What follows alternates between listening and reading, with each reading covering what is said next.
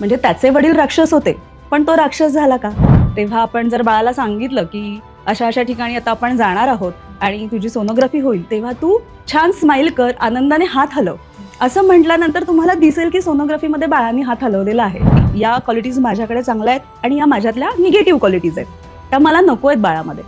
म्हणजे मला हीच गोष्ट नेहमी फॅसिनेटिंग वाटली की एखादं स्ट्रक्चर्ड बेबी आपण जन्माला घालतो, म्हणजे तुम्हाला हव्यात त्या क्वालिटीज, तुम्हाला हवं तसं दिसणारं बाळ जन्माला घालणं ही ओव्हरऑलच इतकी एक्साइटिंग प्रोसेस आहे. अगदी अगदी. नमस्कार, मी अमृता. आयुष्याचा खजिनामध्ये तुमचं स्वागत आहे. मंडळी, आज आपल्या सोबत आहेत डॉक्टर सोनाली घाटतीकर, आयुर्वेदाचार्य, ॲक्युपंक्चरिस्ट, प्राणिक हिलर आणि समुपदेशक. त्यांचं विशेष कार्य म्हणजे त्या गर्भधारणा आणि गर्भसंस्कार मार्गदर्शक आहे. वैद्यकीय व्यवसायाव्यतिरिक्त त्यांना अभिनय क्षेत्राची सुद्धा आवड आहे. त्यांनी व्यावसायिक नाटकांचे 300हून अधिक प्रयोग केले, तसेच अनेक मराठी, हिंदी चित्रपटात त्यांनी काम सुद्धा केलेलं आहे. तर चला भेटूया आणि गप्पा मारूया डॉक्टर सोनाली घाटतीकर यांच्याशी. डॉक्टर सोनाली, आयुष्याचा खजिनामध्ये खूप खूप स्वागत. थँक्यू. चला तर गप्पा मारूया. बसा.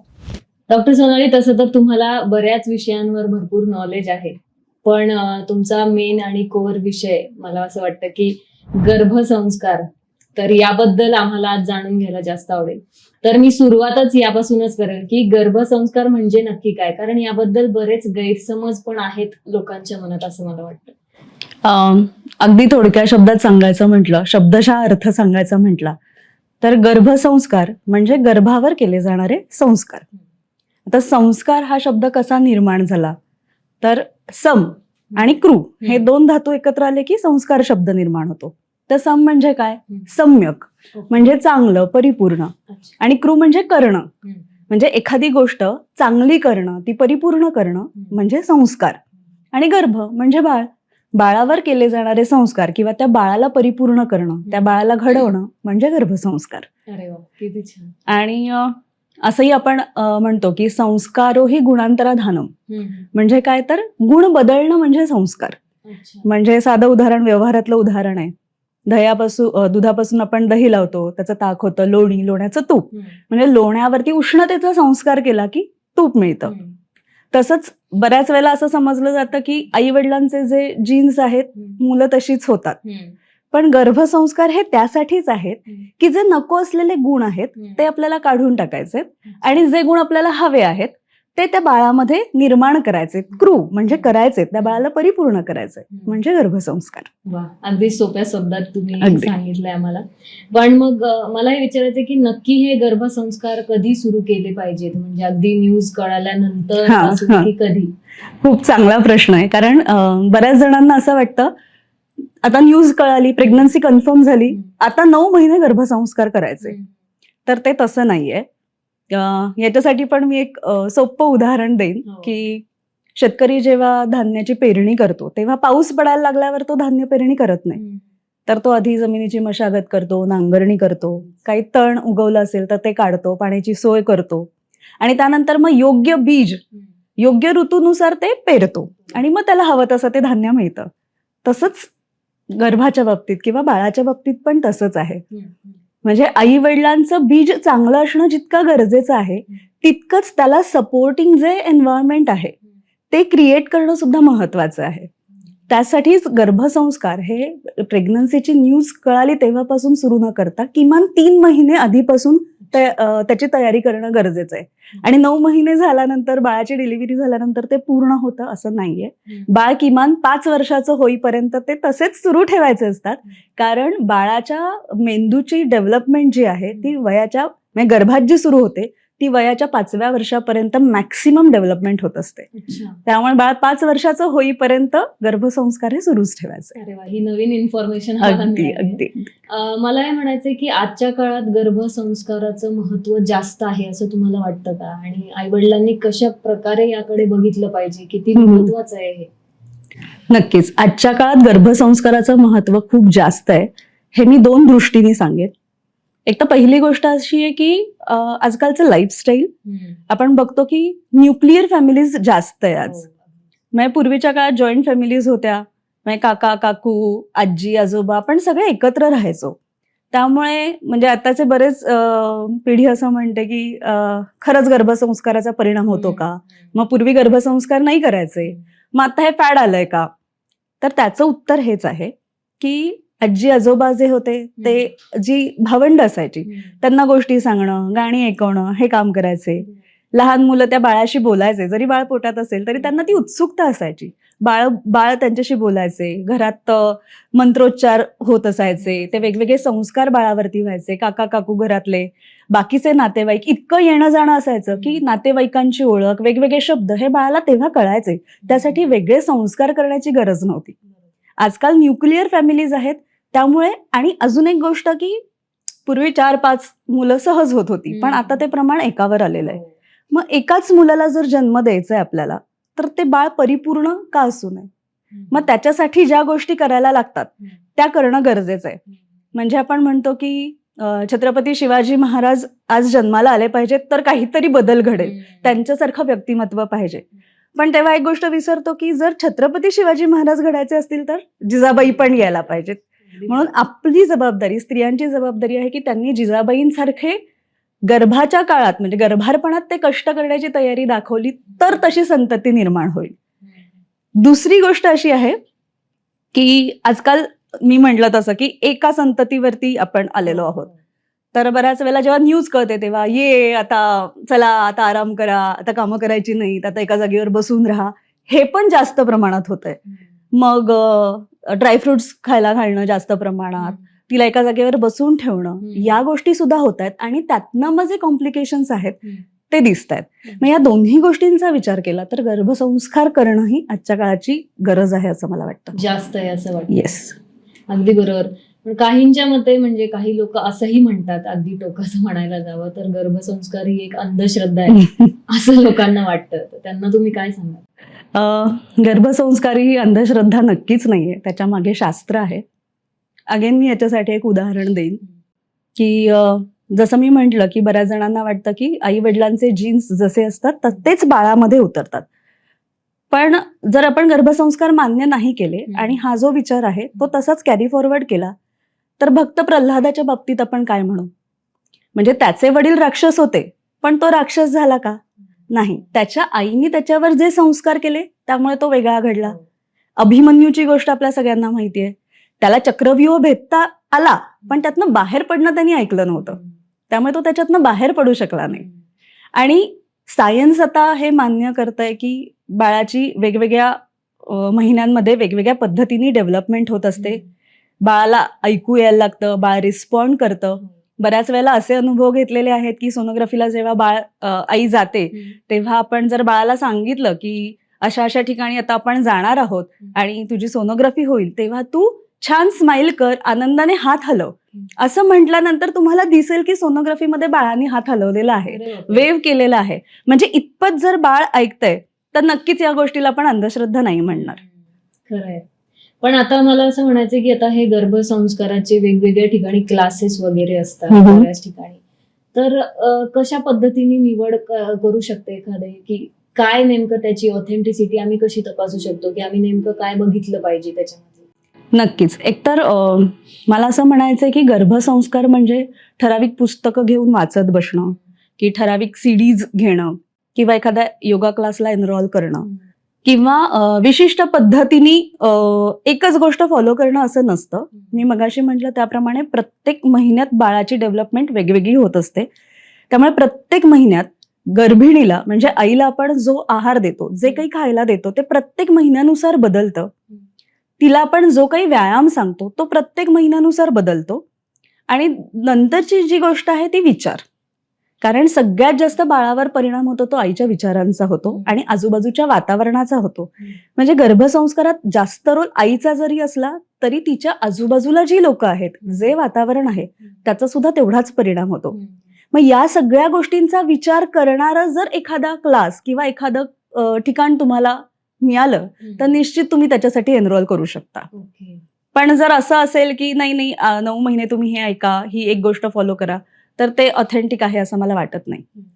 या बाबतीत मला एक उदाहरण आठवतं की माझी एक मैत्रीण, जिला आता नुकतंच बाळ झालं, ती मला म्हणाली की ते बाळ पोटात असताना मी एक विशिष्ट प्रकारचं म्युझिक ऐकत होते, गाणं ऐकत होते, आणि ते जन्माला आल्यानंतर जेव्हा तिने ते म्युझिक लावलं तेव्हा ते रडायचं बंद होतं. एक्झॅक्टली. तर हे असं अगदी अगदी अगदी माझ्याकडे जेव्हा अशा गर्भिणी येतात किंवा ज्यांना मूल हवंय असं जेव्हा कपल येतात, तेव्हा त्यातला हा एक महत्वाचा भाग आहे की आपल्याकडे वेगवेगळे मंत्र आहेत, वेगवेगळी स्तोत्र आहेत, किंवा त्याच्यावर आपला विश्वास नसेल तर वेगवेगळी गाणी आहेत, वेगवेगळे राग आहेत, वेगवेगळ्या गोष्टी आहेत.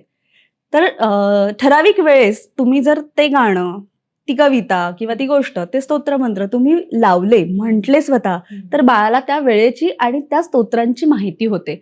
आणि बाळ जेव्हा बाहेर येतं, डिलिव्हरी होते आणि बाळ त्यावेळेला रडायला लागलं किंवा इतर कुठल्याही वेळेला, आणि तेच गाणी, तीच गोष्ट ते तुम्ही प्ले केलं तर बाळ शांत होतं. अच्छा, हे फारच गंमतशीर आहे. अगदी अगदी अगदी. म्हणजे याचा उपयोग आपण बाळाला झोप येण्यासाठी सुद्धा करू शकतो. म्हणजे जर आपल्याला हवंय की बाळाने 10ला रात्री झोपायला हवं, तर तुम्ही बाळ पोटात असताना रोज रात्री 10 वाजता एक ठराविक गोष्ट त्याला सांगा. अच्छा. आणि रोज बाळ झाल्यानंतर 10 वाजता ती गोष्ट सांगा, बाळ झोपून जाईल. मी माझ्या स्वतःच्या मुलाचं उदाहरण सांगते की त्याला पसायदान ऐकायची सवय मी लावली होती. मला जेव्हा वेळ मिळेल तेव्हा मी स्वतः म्हणायचे, नाही तर ऑडिओ प्ले केलेला असायचा. आणि रात्री 10 वाजता ते निश्चित तो ऐकेल असं मी बघितलं. तर त्याचा जन्म झाल्यानंतर जेव्हा जेव्हा तो पसायदान ऐकायचा तेव्हा तेव्हा तो लगेच झोपायचा. आणि आता असं झालंय, तो 8 वर्षाचा आहे, तर त्याला ते लक्षात यायला लागलं की अरे पसायदान ऐकल्यानंतर आपल्याला झोप येते, तर आता तो ते टाळतो ऐकणं. म्हणजे 8 वर्षाचा झाल्यानंतर सुद्धा त्यावेळेस जे संस्कार केलेत त्याचे रिझल्ट दिसून येतात. पण मग ही जी गोष्ट आहे की बाळाशी बोलणं असू दे किंवा त्याला म्युझिक ऐकणं, ही साधारणतः कुठल्या महिन्यापासून बाळ हे ऐकायला, म्हणजे त्याच्यात ती क्षमता येते, किंवा हे कुठल्या महिन्यापासून होऊ शकतं? एकतर मी याला जे मी म्हटलं की आधी आपण 3 महिने आधीपासून तयारी करायला हवी. तर एक उदाहरण देते की जेव्हा आपण गणपती बाप्पांची मूर्ती घडवायचा प्रयत्न करतो, तेव्हा जर मी माती दिली आणि म्हटलं की ही माती घे आणि आता गणपती बाप्पा कर, तर पहिल्यांदा आपल्या डोक्यात काय विचार येईल की मला शाडूची माती हवी आहे, चिकन माती हवी आहे, लाल माती हवी आहे, कोणती माती हवी आहे. आणि मग ते डिसाईड झाल्यानंतर मी ठरवेन की ती मूर्ती कशी करायची आहे. म्हणजे मग ती बसलेली करायची आहे, मला आडवी झोपलेली असते तशी करायची आहे, उभी मूर्ती करायची आहे, तर मी ते डिझाईन पक्क करेन, ते मी फायनल करेन आणि त्यानंतर मी ती मूर्ती घडवायला घेईन. तर तसंच मुलांच्या बाबतीत पण आहे. आई वडिलांनी नेमकं काय करायचंय, तर आधी जे आपल्याला हवंय ते कसं असलं पाहिजे हे ठरवायचंय. म्हणजे आउटलाईन झाली, फिजिकली बाळ आपल्याला कसं हवंय ते आपलं ठरवून झालं. आता फिजिकल ठरवल्यानंतर त्याच्यामध्ये आपल्याला काय गुण हवेत, आपल्याला माहित असतं की या क्वालिटीज माझ्याकडे चांगल्या आहेत आणि या माझ्यातल्या निगेटिव्ह क्वालिटीज आहेत, त्या मला नको आहेत बाळामध्ये. तर ते ठरवलं पाहिजे. मग त्याच्यानंतर त्याच्यासाठी काय काय करायचं हे तुम्हाला त्याविषयी सविस्तर मार्गदर्शन दिलं जातं. आता बऱ्याच वेळेला आपण म्हणतो की मला इंटेलिजंट बाळ हवंय. तर आता इंटेलिजन्स हा माणसानुसार वेगवेगळा असतो. म्हणजे मी तुला आता विचारलं तुझ्या दृष्टीने इंटेलिजंट कोण आहे, तर मे बी तू म्हणशील आईन्स्टाईन आहे. पण मी जर म्हटलं लता मंगेशकर इंटेलिजंट होत्या किंवा सचिन तेंडुलकर इंटेलिजंट आहे, तर ते खोटं आहे का? तर नाही. तर तो इंटेलिजन्स पण काय प्रकारचा हवाय हे स्पेसिफिकली आपल्याला माहित असणं गरजेचं आहे. आणि त्यानुसार जेव्हा आपण गुण डिसाईड करतो तर तसंच ते बाळ निश्चितपणे जन्माला येतं. म्हणजे मला हीच गोष्ट नेहमी फॅसिनेटिंग वाटली आहे की एखादं स्ट्रक्चर्ड बेबी आपण जन्माला घालतो. म्हणजे तुम्हाला हव्यात त्या क्वालिटीज, तुम्हाला हवं तसं दिसणारं बाळ जन्माला घालणं ही ओव्हरऑलच इतकी एक्साइटिंग प्रोसेस आहे. अगदी अगदी अगदी. आणि मग त्याच दृष्टीने त्याच्याकडे बघणं गरजेचं आहे. आणि या सगळ्यामध्ये आईचा तर खूप महत्त्वाचा वाटा आहेच, पण वडिलांचा कसा सहभाग असायला पाहिजे, काय असलं पाहिजे? अगदीच. म्हणजे बऱ्याच वेळेला आपल्याकडे असं समजलं जातं की बीज, स्त्री बीज आणि पुरुष बीज, तर हे दोन्ही चांगले पाहिजेत आणि पुरुष बीज चांगलं झालं की वडिलांचा रोल संपला असं समजतात, पण ते तसं नाहीये. प्रेग्नन्सीच्या काळात बाईमध्ये खूप बदल होत असतात, हार्मोनल लेवलवरती बदल होत असतात. त्यामुळे मूड स्विंग्स हा एक शब्द आपण नेहमी ऐकतो, तो खूप जास्त प्रमाणात असतो. म्हणजे बाकीच्या गोष्टी ती एक आई म्हणून करत असतेच, पण त्यासाठी आवश्यक जे वातावरण लागतं, जे एन्व्हायरमेंट क्रिएट करायला लागतं, ते बघण्याचं काम माझ्या मते प्रत्येक पित्याने केलं पाहिजे असं मला वाटतं. म्हणजे तिला काय हवंय, काय नको आहे किंवा तिच्या आजूबाजूला आता हेल्दी वातावरण आपण कसं ठेवू शकतो, या गोष्टी झाल्या किंवा मग बाळासाठी काय क्वालिटीज हव्यात त्याचा अभ्यास करणं, तो स्टडी करणं असेल किंवा मग वी आर प्रेग्नंट हा कॉन्सेप्ट एक हो, आत्ता आता रुजू पाहतोय, तो खूप चांगला आहे. आणि जसं नॅचरली आईचा स्पर्श, आईचा आवाज बाळाला कळतो, तसाच जर बाबांनी पण त्या मुलाशी संवाद साधला गर्भारपणाच्या काळात, तर नक्कीच बाळ जन्माला आल्यानंतर आपले बाबा कोणते हे त्या मुलाला कळतं. आणि बरोबर. ह्याचे अनुभव खूप छान आलेले आहेत. आणि गर्भसंस्कारामध्ये आपण नेहमी हेही ट्राय करतो की गर्भात असतानाच त्याला नातेवाईकांची ओळख करून देतो. अच्छा. म्हणजे आजी कोणती, काकी कोणती. तर याच्यासाठी काही विशिष्ट ट्रेनिंग्स आहेत, काही विशिष्ट सेशन्स असतात, ते आपल्याकडे क्लिनिकमध्ये केले जातात. मला हे विचारायला आवडेल की हे गर्भसंस्कार ही जी संकल्पना आहे ही आत्ता आलेली गोष्ट आहे की हे किती जुनं आहे हे सगळं? अगदी नक्कीच. गर्भसंस्कार ही आत्ता आलेली गोष्ट नक्कीच नाहीये. म्हणजे मी शिकले ते आयुर्वेदातनं शिकले. आयुर्वेद फार जुनं आहे आणि आता आपण जर उल्लेख बघितला तर 16 संस्कार आपल्याकडे सांगितलेले आहेत. तर या 16 संस्कारांमध्ये गर्भाधान, पुंसवन, सीमंतोन्नयन हे या गर्भारपणाशी निगडीत संस्कार सांगितलेले आहेत. आणि याचा उल्लेख जो आहे तो वेदांमध्ये, पुराणांमध्ये असला तरी तो गृह्यसूत्रांमध्ये जास्त प्रमाणात आढळलेला आहे. म्हणजे गृह्यसूत्रांपासूनचे हे गर्भसंस्कार आहेत. ते तेवढे जुने आहेत. म्हणजे आपण आप्तवाक्य प्रमाणम किंवा वेदवाक्य प्रमाणम असं जरी म्हटलं तरी हे गर्भसंस्कार निश्चितच विज्ञानावर आधारित आहेत. प्रत्येक स्त्रीनुसार म्हणजे प्रत्येकीच्या स्वभावानुसार हम्म. म्हणता येईल किंवा शारीरिक ठेवणीनुसार हे गर्भसंस्काराचा परिणाम वगैरे याच्यामध्ये बदल होतो का? कसा परिणाम होतो? परिणाम म्हणण्यापेक्षा असं म्हणू शकतो आपण की त्याच्या ज्या वेगवेगळ्या पद्धती आहेत, गर्भसंस्कार करण्याच्या पद्धती आहेत, त्या प्रत्येक आईनुसार बदलतात. कारण प्रत्येक आईची, प्रत्येक बाईची प्रकृती ही वेगवेगळी असते. तिच्या भोवती असलेलं वातावरण वेगवेगळं असतं आणि तिची स्ट्रेस लेवल जी आहे, आजच्या काळात हा शब्द फार महत्वाचा आहे, तर ती पण वेगवेगळी आहे. आणि त्याच्याशी डील करताना किंवा त्या गोष्टीतनं त्यांना बाहेर काढताना जे वातावरण निर्माण करायचंय किंवा तिच्या प्रकृतीनुसार जे काही औषध तिला द्यायचं आहे ते बदलणार आहे. त्यामुळे प्रत्येक बाईनुसार, प्रत्येक आईनुसार तिला दिली जाणारी ट्रीटमेंट जी आहे, जे संस्कार आहेत ते सुद्धा नक्कीच बदलणार आहे. माझा पुढचा प्रश्न ऍक्च्युली ह्या स्ट्रेसशी रिलेटेडच होता की स्ट्रेसचा आईवर, बाळावर हा कितपत परिणाम होतोय? म्हणजे तुमच्याकडे ऑफकोर्स जे पेशंट्स येतात तर तुम्ही नक्कीच, सध्याच्या नक्कीच. काळात याचं प्रमाण वाढलंय का? काय अगदी अगदी. पूर्वी लग्न खूप लवकर व्हायची. आता एक तर लग्नाचं वय खूप पुढे गेलेलं आहे. म्हणजे आजकाल तर असं झालंय तिशीतही लग्न होतं की नाही असं म्हणायची वेळ आलेली आहे. त्यामुळे लग्न उशिरा, त्यातनं करिअरिस्टिक अप्रोच जास्त प्रमाणात वाढलेला आहे. त्यामुळे मुलाला जन्म देणं न देणं हा विचार करून मग मुलाला जन्म देण्यावर जो निर्णय येतो त्याचं वय पण खूप पुढे गेलेलं आहे. त्यामुळे ही एक बाजू आणि दुसरी बाजू आपण करिअरिस्टिक असताना जो स्ट्रेस येतो, जी धावपळ होते, जी मानसिक ओढाताण होते, ती खूप जास्त आहे.